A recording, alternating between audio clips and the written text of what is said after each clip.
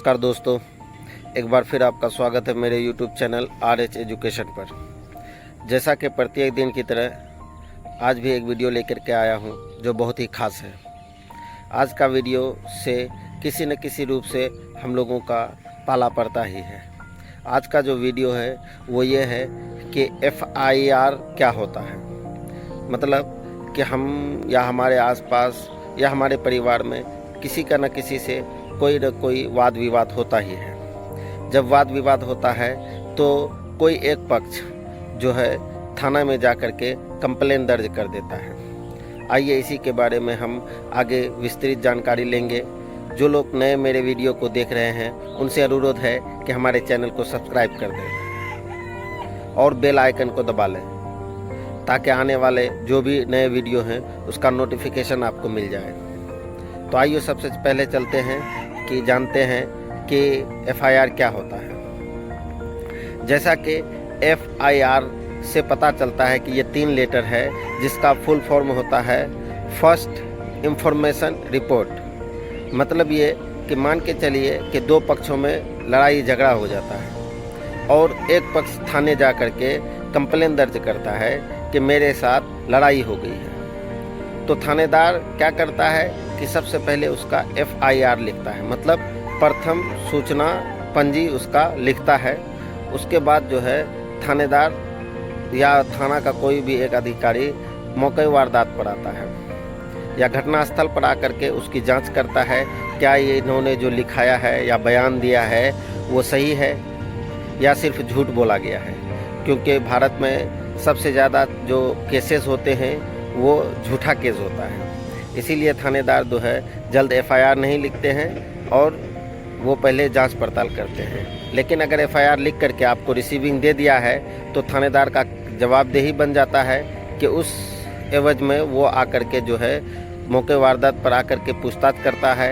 अगर आप FIR लिखने के समय किसी गवाह का नाम दिए हैं तो उससे पूछता है कि क्या ये घटना हुआ है, कैसा हुआ है, नहीं हुआ है। जो जैसा बयान दिया गया है उससे कम पाता है या उससे अधिक पाता है तो उस स्थिति में जो है थानेदार एक रिपोर्ट तैयार करता है।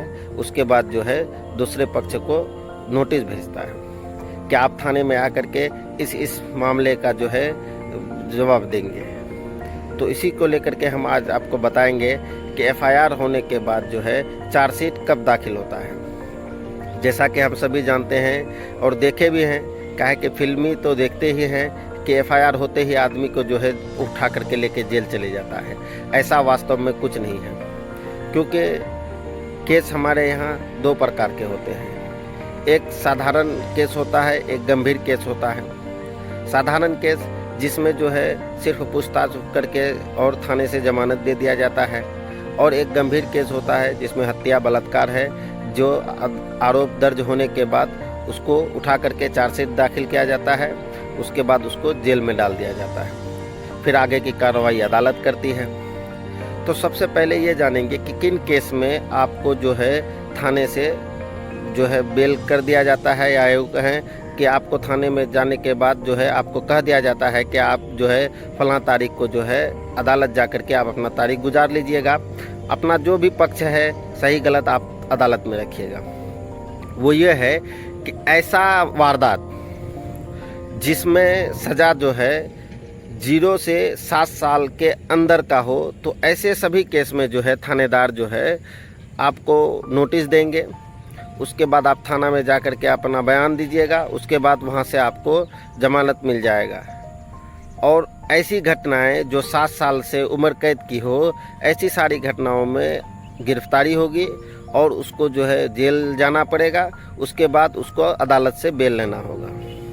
या कभी कभी हम सुनते हैं कि लोग जो है अग्रिम जमानत ले लिए हैं तो वो कोर्ट से जो है अग्रिम जमानत ले लेते हैं। उसके बाद जो है तारीख पर तारीख गुजारा जाता है।